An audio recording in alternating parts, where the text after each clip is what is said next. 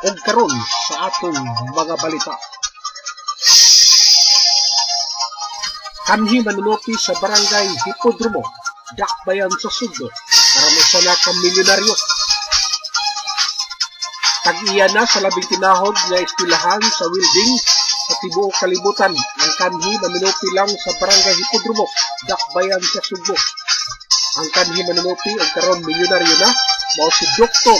Edward Dampor Sr.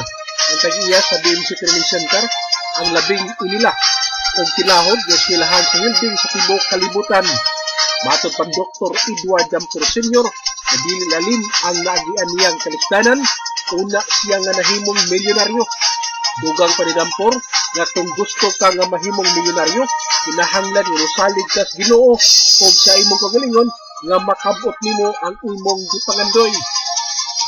Deklaro ni Dampor nga moagi ka og daghan nga failure una nimo makabot ang gitinguha nga kalampusan. Matod deklaro o matod ni Dampor na dili imposible na mahimo ka milyonaryo. Sanglit 99% sa mga milyonaryo o bilyonaryo karon pulos mga gikan sula o pagka-pobre. Giyawag Dampor ang tanang mga Pilipino sa pagpangambisyon. Sanglit mao kini ang sinugdanan para mahimo kang malampusong tao sa katilingban. Alang sa Filipino Ideas Training and Consultancy Services, ini si Coach Tony Kunahan, nagbalita.